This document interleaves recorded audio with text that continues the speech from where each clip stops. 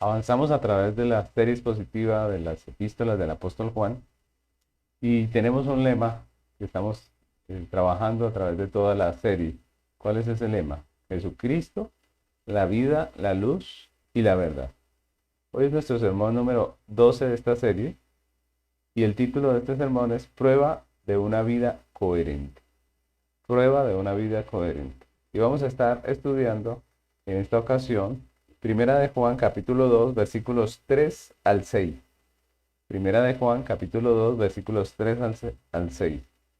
Dice el texto: Y en esto sabemos que nosotros le conocemos, si guardamos sus mandamientos.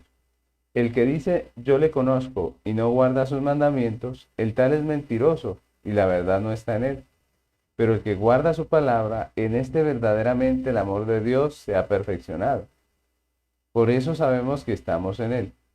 El que dice que permanece en él debe andar como él anduvo. Este es el texto que vamos a estar estudiando. Quisiera yo empezar hablándoles un poco acerca de la historia de la iglesia. En la historia de la iglesia, pues ha habido hombres y mujeres que nosotros hoy en día recordamos porque fueron creyentes firmes en su fe, fueron creyentes que fueron radicales en sus posturas y convencidos de la palabra del Señor, convencidos de lo que ellos profesaban. Y quisiera hablar de tres de ellos brevemente, tres personajes de la historia de la iglesia cristiana que destacaron. Uno de ellos fue Policarpo. De pronto ya hemos hablado en otra ocasión acerca de Policarpo. Recordemos que este fue uno de los padres de la iglesia. Estuvo en el tiempo de la iglesia posapostólica, más o menos en el año 69 después de Cristo. Él nació y llegó a ser un discípulo de Juan. A medida que pasó el tiempo, este creyente se convirtió en un pastor y fue un hombre referente en la historia de la iglesia de los primeros siglos. Era un anciano cuando fue llevado a juicio por Roma en medio de la persecución y en ese momento se le amenazó de muerte si no blasfemaba de Cristo. Se le dijo: si usted no blasfema de Cristo y si usted no honra a César como Dios, entonces lo vamos a quemar, lo vamos a llevar a la hoguera. Él contestó simplemente con una frase que quedó en la memoria de la iglesia. Él dijo así: llevo 86 años sirviéndole a Cristo y ningún mal me ha hecho. ¿Cómo he de maldecir al rey que me salvó? Y esas fueron sus palabras. Y en la historia sabemos que él terminó siendo quemado en la hoguera, ¿cierto? Quemado vivo. Ese fue uno de los personajes que nosotros podemos recordar como iglesia y decir: este hombre fue un hombre firme en sus convicciones. El segundo de ellos fue William Colgate. No sé si han escuchado hablar de este hombre que fue un empresario inglés, que nació en 1783 y que hoy en día lo conocemos como el fundador de la empresa Colgate, ¿no? La de las cremas. Y este hombre también era un creyente firme, convencido de lo que Dios eh, le había dado, el llamado que Dios le había hecho. Y él empezó como un empleado y fue finalmente eh, él el que empezó la empresa que hoy en día conocemos como Colgate. Este hombre fue de gran apoyo para la iglesia de su tiempo en el aspecto financiero. Él apoyó la iglesia, las misiones, apoyó instituciones de formación teológica, de tal manera que él contribuía cada vez más con lo que ganaba de su empresa para la edificación de la iglesia de Cristo. Él empezó a dar el diezmo de sus ganancias, pero luego amplió esto y daba el 20, el 30, y dice, según la historia, llegó a dar el 90% de lo que ganaba para la extensión de la obra misionera y de la extensión del evangelio en su tiempo.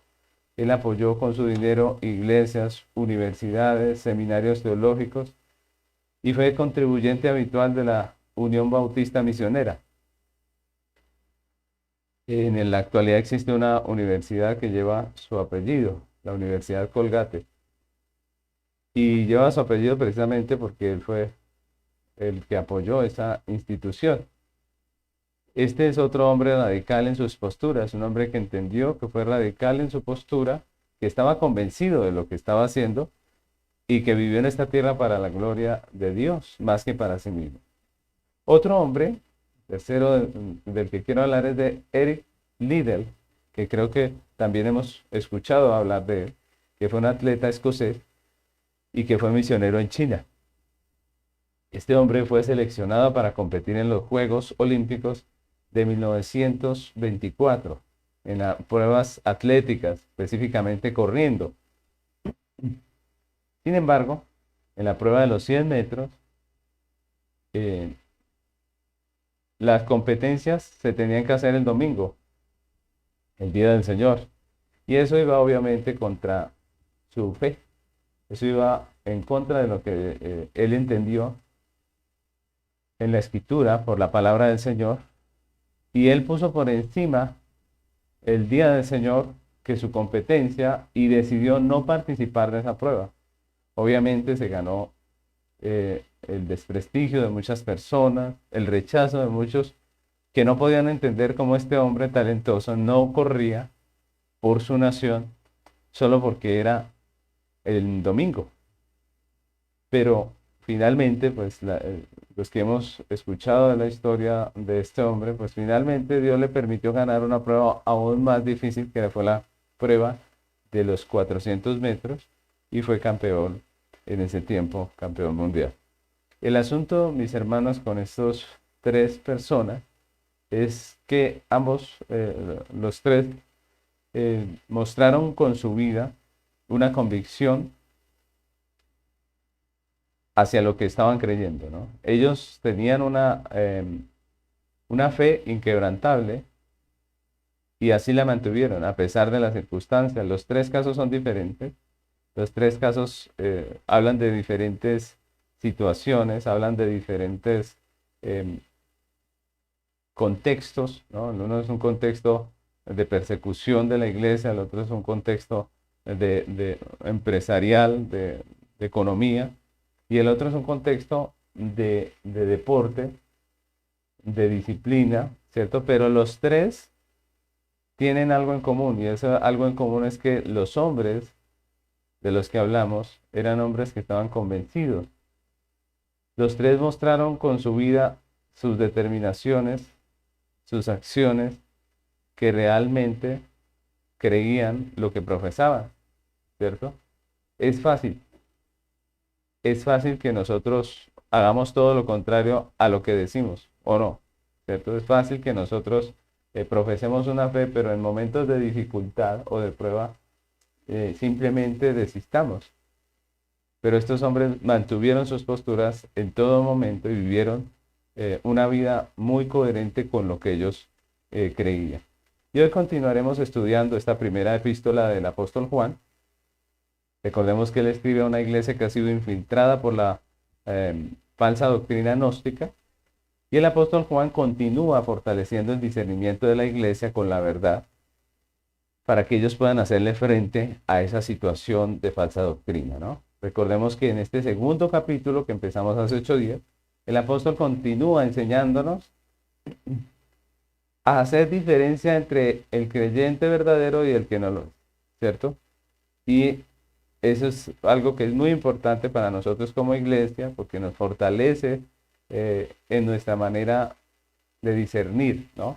De entender la verdad, de entender las distintas situaciones que se presentan en la congregación y específicamente hablando de la apostasía, hablando de la falsa doctrina, que hoy en día nosotros estamos rodeados de tanta falsa doctrina, de tanta doctrina que es totalmente extraña a las escrituras y Juan nos está enseñando a hacer la diferencia. Entonces recordemos que en este segundo capítulo el apóstol Juan continúa enseñándonos a hacer esa diferencia entre lo verdadero y lo falso, y para hacerlo nos va a hablar de una serie de pruebas, ¿no? Y hace 8 días empezamos con la prueba teológica. Ustedes recuerdan que en el último estudio vimos la prueba de del cimiento doctrinal. ¿Sí recuerdan? La prueba del cimiento doctrinal, y hablamos del cimiento de la iglesia, que es Cristo, ¿cierto?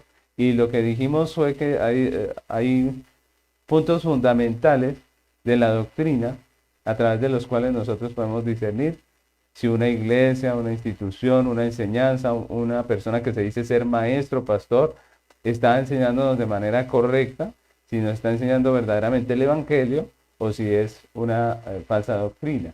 Si es una iglesia de Dios, realmente una iglesia cristiana, o si es una falsa iglesia, una falsa institución. Y recordemos que hablamos de 5 punticos de esa doctrina. Eso fue lo que vimos hace 8 días, el cimiento doctrinal. Esa fue la primera prueba. Prácticamente Juan está diciendo que si una persona es creyente, pues profesa una doctrina bíblica. En el texto que estamos estudiando hoy, pues el apóstol Juan continúa con esas pruebas y nos va a hablar en esta segunda enseñanza del capítulo 2 de la prueba de la vida coherente. Obviamente es una vida coherente con la fe que profesamos, ¿no? Entonces, hace 8 días veíamos simplemente el aspecto doctrinal. Hoy estamos hablando del aspecto práctico de la vida de un creyente. La palabra coherencia tiene que ver con la cualidad de la persona que actúa en consecuencia con lo que piensa y con lo que expresa, ¿cierto? Es decir, esta persona con sus actos está confirmando lo que dice con sus palabras. Con su vida está confirmando lo que dice con sus palabras, o lo que manifiesta creer, ¿no? Y eso es a lo que llamamos coherencia, ¿no? Eso es lo que la palabra coherencia quiere decir. Eso fue lo que mostraron precisamente estos 3 hombres que pusimos allí al principio como ejemplo. Una vida coherente con lo que profesaban. Una vida que mostraba con sus acciones lo que con su boca ellos estaban expresando. Lo contrario a la coherencia, ¿qué sería? Entonces, lo contrario a la coherencia es la locura, ¿cierto? Lo contrario a la coherencia es la locura, ¿cierto? La locura es incoherente. Y eso es muy importante porque en los aspectos de la fe que estamos viendo muchas veces, al creyente le es fácil profesar una cosa y vivir de una manera muy diferente. Nos es fácil decir que creemos en Cristo y manifestar que no lo creemos. Nos es fácil decir que tememos a Dios y sin embargo vivir una vida como si no le temiésemos. Entonces, eso es locura. En estos 4 versículos que vamos a estar estudiando hoy, el apóstol nos dice que la prueba de que la fe de una persona es genuina es que vive de acuerdo con esa fe. La prueba de que la fe de una persona es genuina es que vive de acuerdo con esa fe, ¿no? De acuerdo con esas convicciones que expresa, ¿no? Y eso es muy importante. Esta es otra prueba que nos está poniendo aquí el apóstol Juan para considerar la fe de un creyente. Una vida coherente con la fe que profesamos se hace manifiesta a través de la vida, ¿no? O sea, si nosotros realmente somos coherentes con la fe que profesamos, se va a expresar a través de lo que hacemos, ¿no? Y aquí hay 5 realidades prácticas de la vida del creyente que Juan en este pasaje va a expresar a través de 5 verbos. Juan va a usar 5 verbos para hablar de esta coherencia, para hablar de un cristiano que realmente está manifestando ser creyente. Y es lo que vamos a estar haciendo hoy, si Dios nos lo permite, es estudiar esos 5 verbos que usa Juan, que tienen que ver con la coherencia de una persona que dice o que profesa conocer a Cristo, que profesa ser creyente. Vamos a estar estudiando esos 5 verbos que usa el apóstol en estos pasajes, ¿no? Y esa es la dinámica del sermón de hoy, de lo que vamos a hacer. Y estos 5 punticos van a ser muy importantes para nosotros aprender lo que es una vida coherente con la fe que profesamos, ¿no? Entonces vamos a estudiar esos 5 verbos que usa el apóstol Juan. El primer verbo que vemos allí que usa el apóstol Juan es el verbo conocer, conocerle, ¿cierto? Específicamente el texto dice, en el versículo 3, nuestro texto dice, primera de Juan 2:3 dice, y en esto sabemos que nosotros le conocemos. En esto sabemos que nosotros le conocemos. Entonces ahí vemos el primer verbo, conocer, ¿cierto? Y lo primero que vemos aquí es que, es que Juan está enseñándonos que una persona que profesa ser creyente, lo que está diciendo con sus palabras es que él le conoce, ¿cierto? El que dice ser creyente, Juan dice, está profesando o está diciendo que le conoce, ¿no? Y si nosotros miramos en el contexto en el que estaba la iglesia, pues los gnósticos también afirmaban conocerle, también afirmaban conocer a Cristo, afirmaban que ellos conocían al Señor, ellos conocían al Salvador. Entonces lo primero que vemos aquí es esa expresión conocerle. Los gnósticos afirmaban conocer a Cristo y decían conocer ciertas doctrinas secretas. Recuerdan que ellos eran los que decían tener misterios escondidos entre ellos, revelados únicamente a un grupo selecto, pues ellos también decían que tenían información y conocimiento de Cristo de una manera mística y que ellos tenían esos secretos y supuestamente le habían sido revelados a la élite, a la élite privilegiada de ellos, ¿recuerdan? Ese grupo selecto de ellos. Y en este sentido la iglesia a la que escribe el apóstol Juan tenía una seria confusión, porque recordemos que allá estaban los líderes de la iglesia, que eran hombres de fe bíblicos, ¿cierto? Pero también por otro lado estaban los gnósticos que decían también conocer a Cristo, y ambos decían conocer a Cristo, pero habían 2 versiones diferentes de Cristo, ¿no? La versión gnóstica y la versión bíblica. Unos decían que Cristo fue esto, aquello y lo otro, y los otros decían algo diferente. Y había una seria confusión entre ellos acerca de estas realidades que se expresaban, ¿no? De estas cosas que se expresaban. ¿Cuál era cierta, no? ¿Cómo sabemos quién está diciendo la verdad, no? Realmente eso era la confusión que había.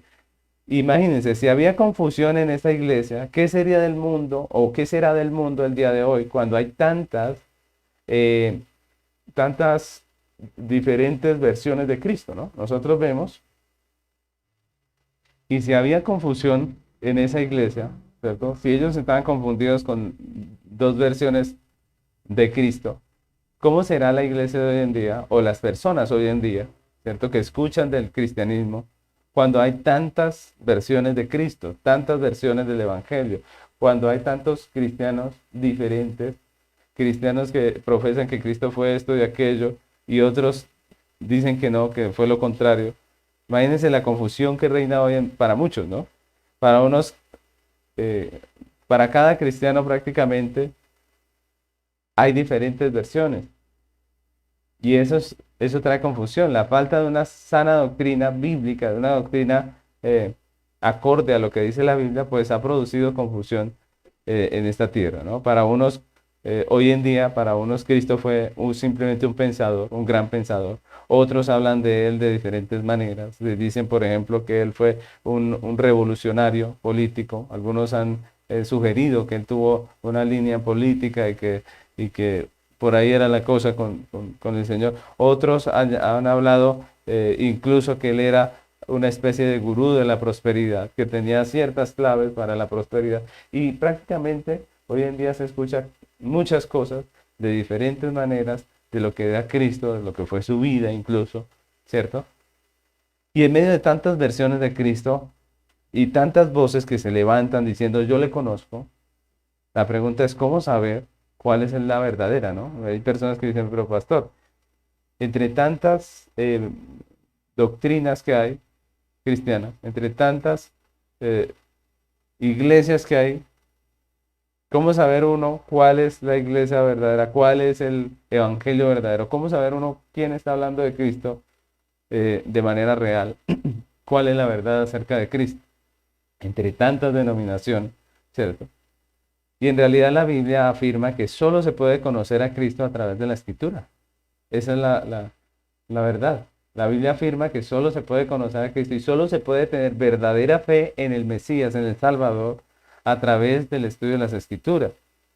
Juan capítulo 5, versículos 37 al 40, miren lo que dice ese texto. Juan 5, 37 al 40, dice, también el Padre que me envió ha dado testimonio de mí.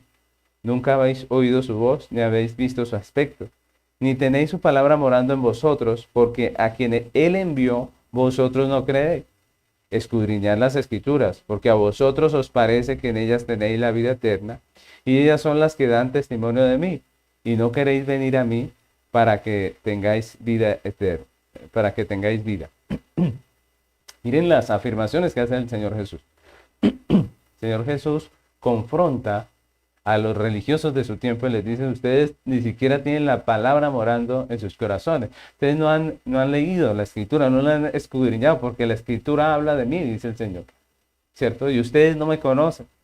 Y ustedes no se dan cuenta de quién soy, dice el Señor. Los está amonestando porque ellos realmente no habían escudriñado las Escrituras, no habían entendido que hablan de Cristo. La manera de conocer a Cristo es por la Escritura, no es por lo que yo crea, por lo que a mí me parezca, no es por lo que me convenga, ¿cierto?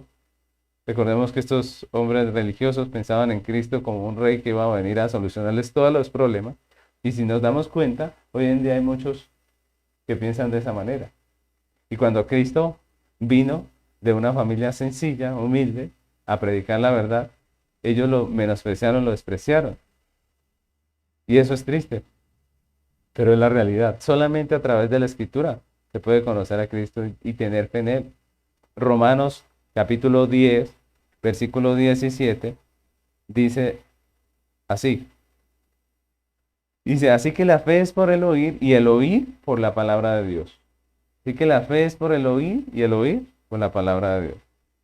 Entonces es por la palabra de Dios que podemos creer en Cristo. Por la palabra de Dios que podemos verdaderamente creer en el Mesías, en el Señor. Solo a través de la exposición de las Escrituras el mundo conocerá al Cristo de los Evangelios. Solo por la Escritura.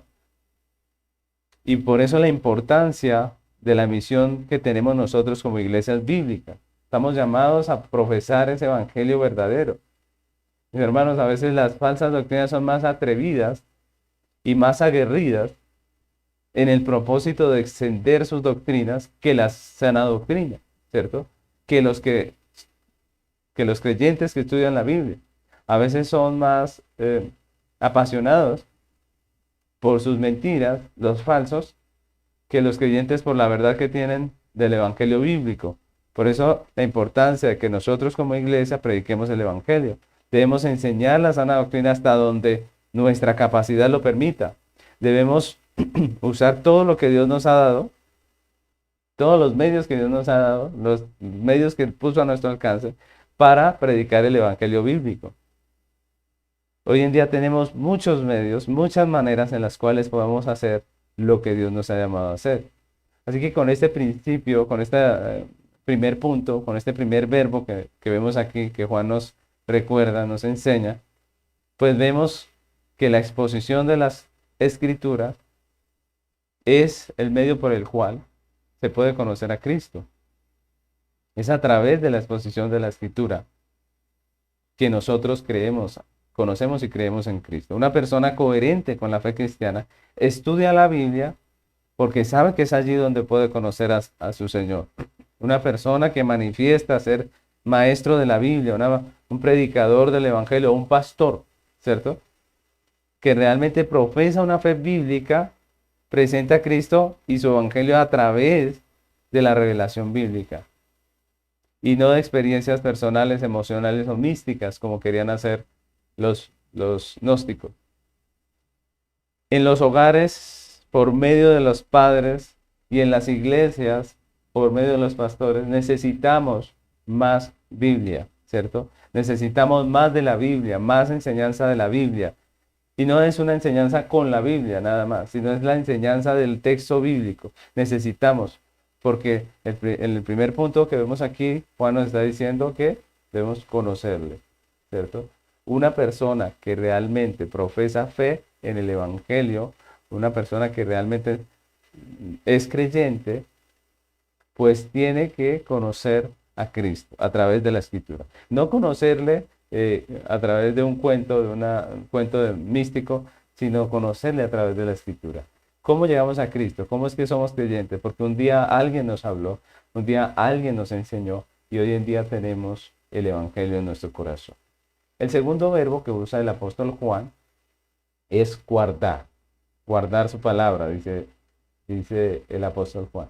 Y en nuestro texto, Juan continúa diciendo, en 1 de Juan 2:3, dice, y en esto sabemos que nosotros le conocemos. ¿Cómo? Dice, si guardamos sus mandamientos. Entonces aquí viene el segundo verbo que les decía, que es guardar, si guardamos sus mandamientos. Y luego dice, dice, el que dice, yo le conozco y no guarda sus mandamientos, el tal es mentiroso y la verdad no está en él. Entonces miren, porque cómo empezamos este estudio, cómo empezó Juan a hablarnos a través del texto, dice, en esto sabemos, ¿cierto? Miren, en esto sabemos nosotros. Nos está enseñando a discernir entre un creyente verdadero y uno falso. Primero, el creyente conoce, pero segundo dice que el creyente guarda. Y en este segundo verbo, guardar, es interesante porque esa palabra guardar se usa con referencia a la palabra de Dios y se usa aquí en el sentido de atender, de observar. No es simplemente de coger y esconder algo, guardarlo en un cajón, no, sino que nos está hablando de esa palabra en el sentido de atender, de observar, de cumplir aquello a lo que estamos obligados. Y ese es el sentido en que se usa la palabra guardar.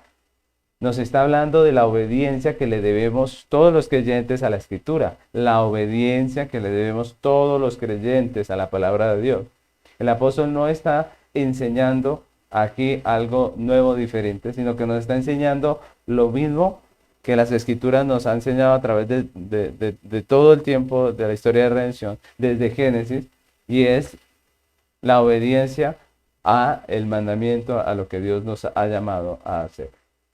El apóstol nos está enseñando que la coherencia de un creyente con su fe se ve manifestada por su diligencia en vivir de acuerdo a la palabra de Dios que profesa creer. A vivir de acuerdo a la palabra de Dios que aprende continuamente. Recordemos que empezamos diciendo que el creyente conoce a Cristo a través de la palabra. Y si nosotros vemos cuando una persona, un cristiano, escucha la palabra de Dios, todo el tiempo, ¿no? Cada domingo estamos nosotros frente a la palabra de Dios, precisamente. Y eso es importante porque en este segundo verbo, Juan nos dice que no solamente es escuchar, no solamente es aprender, sino que la segunda cosa que nos muestra el apóstol es que el cristiano verdadero no solamente escucha, sino que también guarda y hace conforme a lo que el Señor le enseña. Hemos visto que en este sentido, pues los gnósticos también practicaban un estilo de vida que era totalmente incoherente con la palabra de Dios. Y Juan ya en otros textos nos ha mostrado esa realidad, la inmoralidad en la que vivían los gnósticos. Juan nos deja ver que una persona que manifiesta fe en Cristo, pero vive en contra de los criterios de fe establecidos por Dios en su palabra, pues obviamente está mintiendo. Dice, tal es mentiroso, ¿cierto? El texto dice, el tal es mentiroso y la verdad no está en él, ¿cierto? Podrá decir muy bonito, hablar muy hermoso, podrá tener mucha teología en su cabeza, pero si vive una vida contraria a lo que dice, pues obviamente está mostrando que es un mentiroso.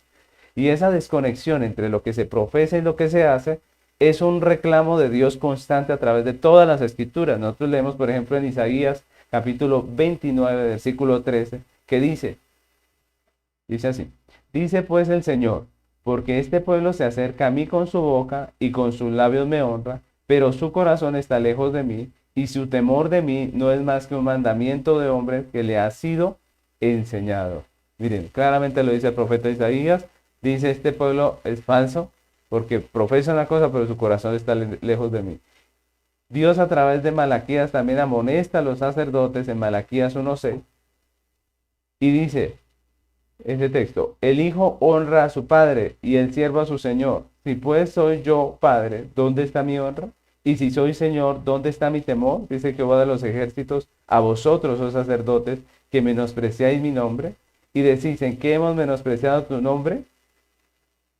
Miren cómo Dios amonesta, específicamente está amonestando a los sacerdotes. ¿Y qué les dice? Que hay una incoherencia. Ellos les dicen Señor, ellos le dicen Padre, pero no le honran, ¿cierto?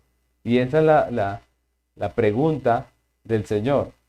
Si soy Señor, ¿dónde está mi honra? ¿Cierto? Y eso nos tiene que hacer reflexionar acerca de la coherencia de nuestra fe.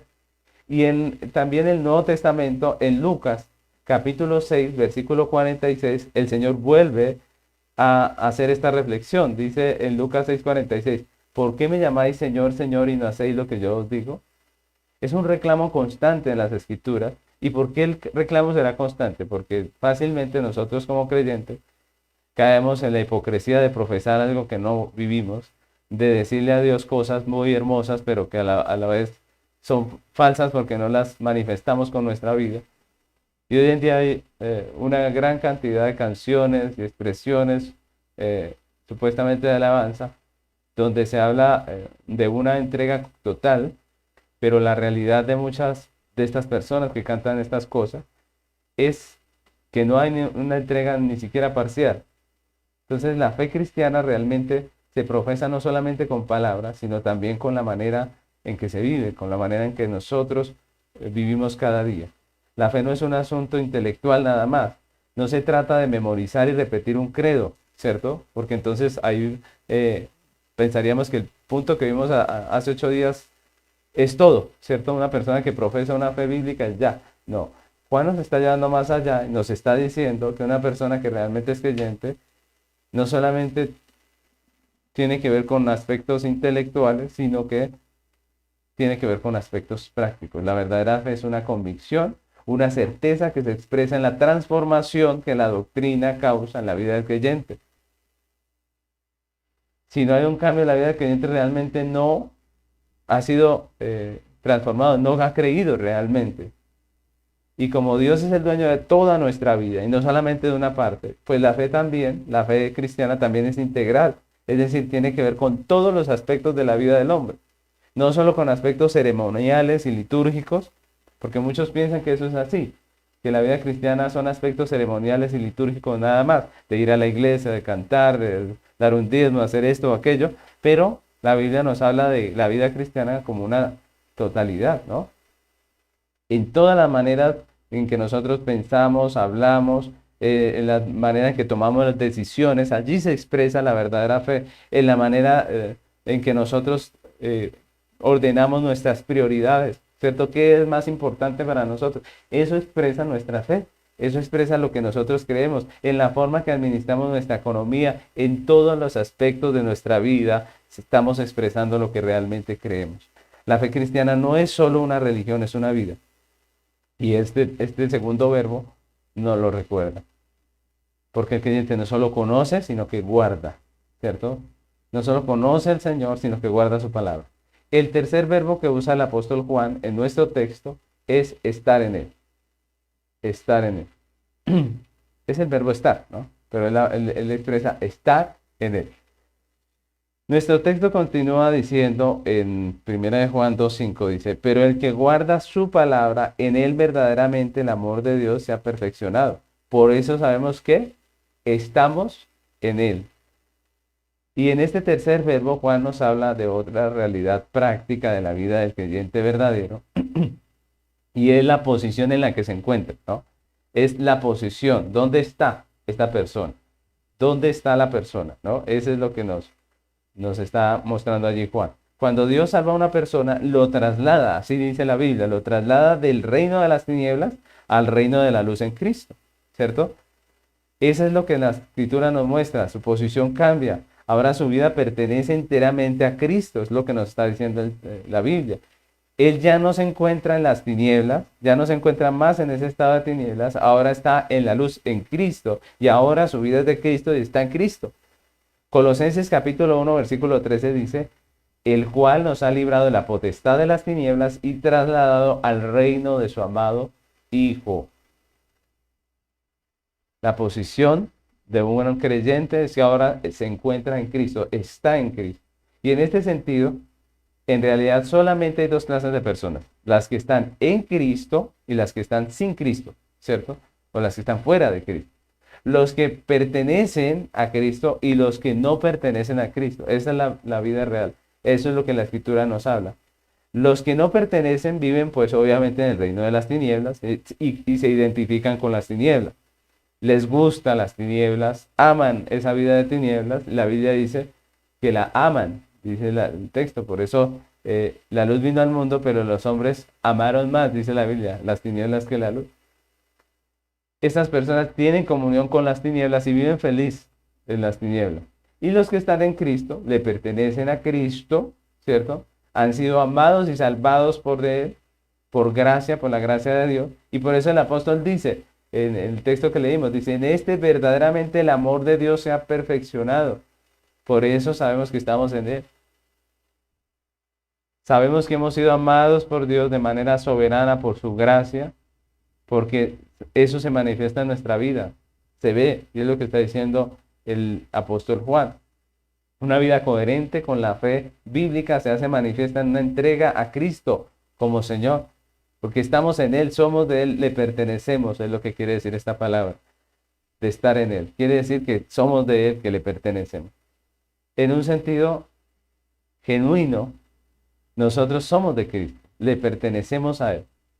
Recordemos cómo se identifica el apóstol Pablo en sus cartas. Si ustedes recuerdan cómo se identifica Pablo en sus cartas, leamos Filipenses capítulo 1, versículo 1. Filipenses 1:1. Miren lo que dice este texto. Dice, Pablo y Timoteo, siervos de Jesucristo, a todos los santos en Cristo Jesús que están en Filipo, con los obispos y los diáconos.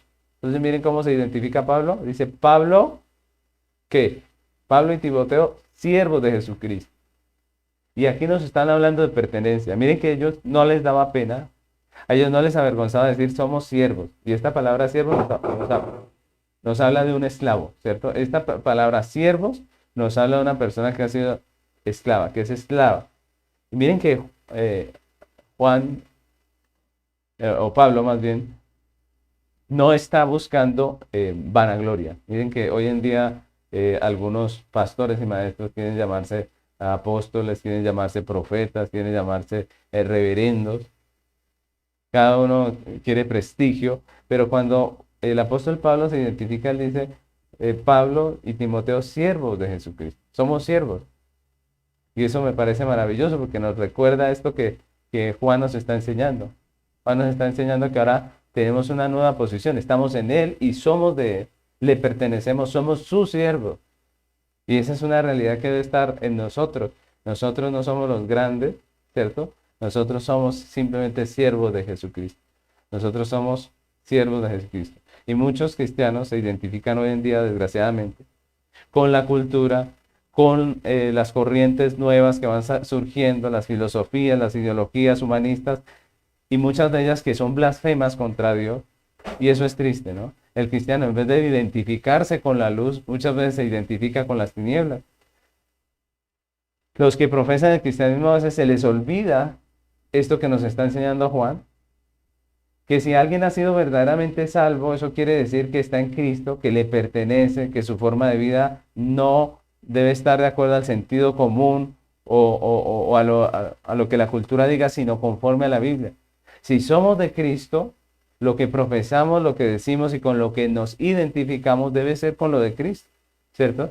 Si somos de Cristo, somos de Él y estamos en Él, de tal manera que nosotros no somos libres de pensar o de decir las cosas de la manera que nosotros querramos, sino que nosotros somos siervos y estamos bajo una doctrina, bajo una enseñanza que es la enseñanza de Cristo, la cual debemos aprender y debemos vivir conforme a ella. Es lo que dice la Escritura. Si somos de Cristo, manifestémoslo con una vida entregada a Él, entregada a su doctrina, entregada a sus pensamientos, a su manera de enseñar. Miren cuál era la postura que nos enseñaba hace 8 días el Evangelio. Dice que cuando una persona se convierte, le bautizan y le enseñan todas las cosas referentes a la fe cristiana. Estamos llamados a ser enseñados con una doctrina que debemos profesar y que debemos nosotros difundir. Esa debe ser nuestra convicción. Pablo dijo claramente en Gálatas capítulo 1, versículo 10. Dice, pues busco ahora el favor de los hombres o el de Dios. O trato de agradar a los hombres, pues si todavía agradara a los hombres, no sería siervo de Cristo. Si todavía agradara a los hombres, intentar agradar a los hombres, no sería siervo de Cristo. ¿Cuántos cristianos hay hoy en día tratando de estar a la moda, tratando de estar a la vanguardia con toda la ideología y cosa que sale? Iglesias que han admitido conductas que son claramente pecaminosas, rebeldes, contumaces contra Dios, contra su ley, que infringen directamente la ley de Dios, que violan completamente sus mandamientos, pero ellos se identifican de esta manera y toman estas posturas para quedar bien con los hombres. Eso está mostrando que no son reales. La iglesia verdadera, como dice el apóstol Pablo, lo que desea es agradar a Dios y no a los hombres. Y Pablo es enfático en decir, si mi vida fuera, si yo intentara, si mi doctrina fuera agradar a los hombres, dice, entonces no sería siervo de Cristo. El cuarto verbo que usa el apóstol Juan allí en nuestro escrito es permanecer. Permanecer. Nuestro texto en el versículo 6 continúa diciendo, el que dice que permanece en él, ¿cierto? El que dice que permanece en él. Y con este cuarto verbo, el apóstol Juan nos dice que una persona que asegura ser creyente está manifestando permanencia en la fe en Cristo. No solamente que un día le conoció, no solamente que guardó sus mandamientos, ¿cierto? No solamente que profesa estar en él, sino que también nos dice que un creyente verdadero permanece firme en la doctrina de Cristo, en Cristo. Y esta es otra realidad de la vida de un creyente verdadero, que es la permanencia en Cristo. La permanencia en Cristo. Los gnósticos profesaban ser parte de la iglesia de Cristo. Recuerdan que hemos visto cómo ellos se infiltraron en la iglesia, decían que eran creyentes, pero al apartarse de la doctrina de Cristo y no permanecer firmes en la fe bíblica, pues ellos estaban mostrando que no son reales, que son falsos. Y esa es una situación que estaba viviendo la iglesia en ese momento, una situación de confusión, como vimos al principio, y en medio de esa situación tan difícil uno llega a preguntarse dónde está Dios. ¿Por qué Dios permitió la falsa doctrina en mi iglesia? A veces hay creyentes que tienen esta experiencia de haber sufrido el ataque de la falsa doctrina en su iglesia, de haber sufrido la división en la iglesia y todas estas cosas. Y uno dice, bueno, ¿qué pasó aquí? ¿Por qué entró la cizaña? ¿Por qué la falsa doctrina pudo entrar? Es que Dios nos abandonó y nos dejó a la merced de todas estas cosas, ¿cierto? En momentos así es fácil que nosotros nos cuestionemos, momentos difíciles, las situaciones difíciles, las pruebas, las circunstancias adversas, nos hacen preguntarnos si Dios está con nosotros, nos hacen preguntarnos si realmente Dios todavía permanece allí o si es que Él nos ha abandonado. La falsa doctrina había apartado a muchos de la fe allí en medio de la iglesia y había mucha confusión. Y la pregunta es esa, ¿dónde está Dios? ¿No? Muchos preguntan. Pero en realidad en momentos difíciles como este, lo que nos muestra la Escritura es que Dios no está ausente, sino que está presente. Dios está con nosotros y Dios es el que está en su soberana voluntad y propósito, el que está pasando la zaranda. Muchas veces en medio de las circunstancias difíciles, en medio de las pruebas como la falsa doctrina y todas estas cosas, pues es Dios el que está pasando la zaranda y es Dios el que está limpiando su iglesia. Y esto pasa continuamente en la iglesia, lo vemos en las escrituras y lo vemos en la vida práctica de la iglesia. En medio de las circunstancias difíciles, en la iglesia prácticamente entendemos realmente quién es de Dios y quién no. Pablo dice a los Corintios, en 1 Corintios capítulo 11, versículo 19, dice la palabra, porque es preciso que entre vosotros haya disensiones para que se hagan manifiestas entre vosotros, para que se haga manifiesto entre vosotros los que son aprobados. Miren lo que dice ahí. Es importante o es necesario, es preciso que hayan disensiones para que se haga manifiesto entre vosotros los que son aprobados. Y esa palabra disensiones también se traduce en partidos o herejías.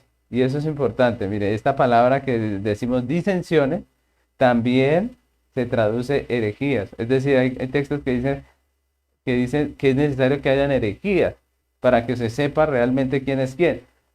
Por ejemplo, la versión Dios habla hoy, en la edición española, lo dice de esta manera. Dice, no cabe duda no cabe duda de que tenéis que dividiros en partidos para que se sepa quiénes son los verdaderos cristianos.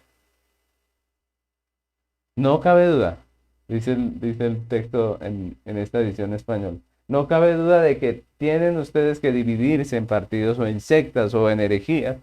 No cabe duda que deben venir herejías y dividirlos a ustedes. ¿Para qué? Dice, para que se sepa quiénes son verdaderos cristianos. Y esto es tremendo, ¿no? Porque nos gusta la idea romántica de que en la iglesia todo va a ir bien todo el tiempo, pero la Biblia dice que Dios en su soberana voluntad dispone, no solo permite, sino que dispone de situaciones difíciles como esta para que se sepa quién es quién, para que podamos ver quién es creyente y quién no lo es. Solo la iglesia verdadera, por la gracia y el poder de Dios, se mantiene firme en medio de las diversas pruebas. Solo la iglesia verdadera. Y con pruebas no me refiero solamente a dificultades, porque también la prosperidad y algunos momentos de mucha abundancia y de bendición, pues vienen a ser prueba para las personas, ¿no? Ustedes recordarán la parábola del sembrador. Yo quisiera leerla un poquito para que como que veamos que cuando hablamos de prueba no solo hablamos de dificultad. Dice Mateo capítulo 13, versículos 18 al 23. Dice, oíd pues vosotros la parábola del sembrador. Cuando alguno oye la palabra del reino y no la entiende, viene el malo y arrebata lo que fue sembrado en su corazón. Este es el que fue sembrado junto al camino. El que fue sembrado en pedregales, este es el que oye la palabra y al momento la recibe con gozo, pero no tiene raíz en sí, sino que es de corta duración, pues al venir, ¿qué? La aflicción o la persecución por causa de la palabra, luego tropieza.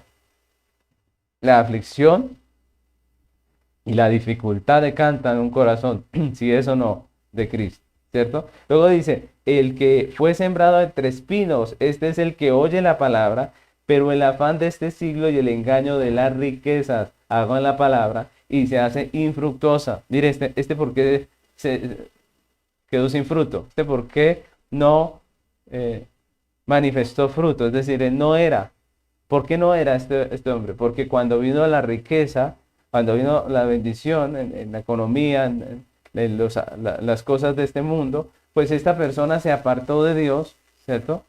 Por amor a esas cosas del mundo, por avaricia, codicia de la riqueza. Entonces miren cómo a veces la prueba viene en medio de una situación difícil, pero a veces también la prueba viene en la prosperidad.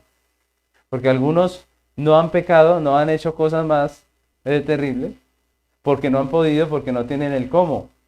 Pero la pregunta es, si usted tuviese bendición económica, al punto de que pudiese darse todos los gustos que usted quiera, la pregunta es, ¿usted estaría firme? O muchos aquí se irían de vacaciones de por vida, ¿cierto?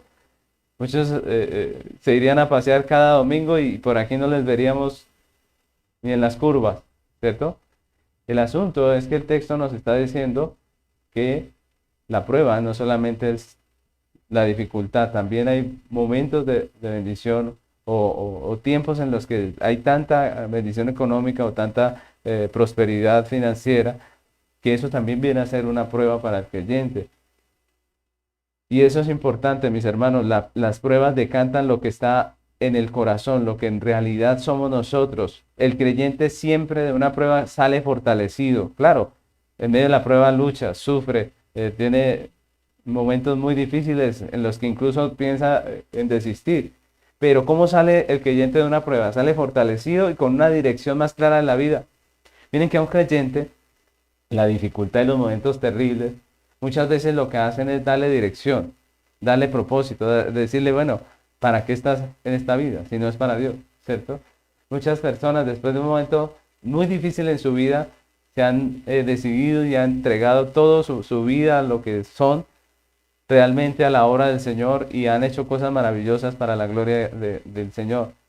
Muchas veces las dificultades, las pruebas nos ponen en ese punto en donde nos muestran lo efímera que es esta vida ¿cierto? Cómo esta vida empieza y acaba en un momento, y en cambio, sí, cómo esta vida, el único sentido verdadero, real y precioso que tiene es el nombre de nuestro Señor Jesucristo, es la obra del Evangelio. Así que, ¿cómo sale un creyente en medio de la prueba? Sale fortalecido, sale con una dirección más clara de su vida, sale mejor. ¿Cómo sale el impío de una prueba? Pues sale de la congregación, es lo que dice la Biblia, ¿cierto? Es lo que nos muestra. Sale en rebeldía, sale mal. Y aquí es importante aclarar que la permanencia del creyente en Cristo viene a ser un fruto de la permanencia de Dios en el creyente. El creyente permanece en Cristo es porque Dios permanece en el creyente. El creyente persevera en Cristo porque Dios persevera en el creyente. Y eso es lo que estamos viendo aquí. La prueba simplemente decanta si una persona realmente está en Él o no está en Él. Si una persona realmente es de Cristo o no es de Cristo. Judas, capítulo 1, versículo 24 y 25 dice: y aquel que es poderoso para guardaros en caída y presentaros sin mancha delante de su gloria con gran alegría, al único y sabio Dios, nuestro Salvador, sea gloria y majestad, imperio y potencia, ahora y por todos los siglos. Amén. Solo la perseverancia de Dios es la que mantiene al creyente verdadero firme en la verdad, para que no se aparte tras el engaño, el pecado y la corrupción de este mundo. Solamente es Dios, como dice Judas aquí, Él es el que es poderoso para guardarnos. Él es el que preserva la iglesia en medio de las dificultades, en medio de las pruebas. Él es el que nos consuela, nos afirma. Él es el que pone personas allí para que estén con nosotros, a nuestro lado, nos fortalezcan, como decía el texto que leímos ahorita en los cantos, que decía el salmista: Él está con los que sostienen mi vida. Y esa es la realidad. Dios está allí en medio nuestro, nos ayuda, nos fortalece, dice que no nos pone pruebas demasiado pesadas que no podamos soportar. Él está allí, Él nos fortalece y nos guía en medio de todas las cosas. Y el último verbo que usa el apóstol Juan aquí en este texto es el verbo andar. Ese es el quinto verbo que encontramos allí, es el quinto punto de nuestra enseñanza. Nuestro texto dice así, en primera de Juan 2:6, dice: el que dice que permanece en él, ¿qué dice? Debe andar como él anduvo, debe andar como él anduvo. Y andar significa ir de un lugar a otro, eso es lo que significa andar. Pero también significa tomar parte o ocuparse en algo, ¿cierto? Y es ese gran parte del sentido de este verbo aquí utilizado por Juan. Es tomar parte y ocuparse en algo. Es ir de un lugar a otro también, ¿cierto? Juan usa este verbo para hablarnos de la vida cristiana como una práctica enfocada en un destino o un fin determinado, como un caminar hacia algún lugar, ¿no? Como un andar hacia algún lugar, con un fin, con un propósito. Y eso es muy interesante, la palabra que usa aquí Juan, porque con esta palabra nos habla acerca de la vida cristiana como una práctica enfocada en Dios, ¿no? El fin y el destino de la vida cristiana es Dios, ¿cierto? El fin y el destino de la vida cristiana es Dios. Lo que está diciendo el apóstol aquí es que otra realidad del creyente, de la vida del creyente, es que la vida cristiana es una práctica diaria enfocada en Dios. Una práctica diaria enfocada en Dios. Eso es la vida cristiana. Y no estamos hablando del domingo nada más, ¿no? Porque hay personas que piensan que la semana, que tiene 7 días, uno es para el Señor, el resto es para mí. Pero la Biblia nos dice que toda nuestra vida es para Él. Dios legisla sobre toda la semana. Ustedes recuerden que Él dijo: 6 días trabajarás y el séptimo es el día del Señor, de descanso. Miren cómo Dios legisla no solamente sobre un día, sino sobre todos. Y Dios legisla sobre todo porque toda nuestra vida es de Él. Y eso es lo que el apóstol nos está mostrando, que la vida cristiana es una práctica diaria enfocada en Dios. Lo interesante es que Juan nos explica cómo se espera que sea ese andar de la vida cristiana, de esa práctica diaria. Y el texto dice así: debe andar como Él anduvo, ¿cierto? Dice así: debe andar como Él anduvo. Y con la palabra Él se está refiriendo a Jesús en su vida terrenal. Se espera del creyente que ande o practique una vida en esta tierra como la que vivió Jesús cuando estuvo aquí en la tierra. Y Juan toma la vida del Señor Jesús como un ejemplo a seguir, como un objetivo a seguir del creyente. ¿Por qué? Porque la vida del Señor Jesús en esta tierra fue el mayor ejemplo de una vida coherente con la fe. Él vivió una vida coherente con su fe, con lo que él profesaba. La vida terrenal de Jesús fue un andar constante, agradando a Dios y haciendo su voluntad. Todo lo que hizo Jesús tenía un fin y era la gloria de su Padre. Como recuerdan hace 8 días que estudiamos la doctrina, dice que la vida en esta tierra es para la gloria de Dios. Eso es lo que testificamos nosotros. Es lo que decimos nosotros y profesamos con nuestra doctrina. Pero aquí Juan nos está llevando a la práctica y nos dice que así debe ser la vida del creyente, como la de Jesús, que vivió para el Padre y no para él mismo. Dice Juan capítulo 6, versículo 38. Juan 6, 38. Dice, porque he descendido del cielo no para hacer mi voluntad, sino la voluntad del que me envió. Miren cómo dice Jesús, he descendido del cielo. ¿Para qué? Hoy en día está muy de moda que cada quien tire para su lado, ¿no? Cada quien busca su propia gloria.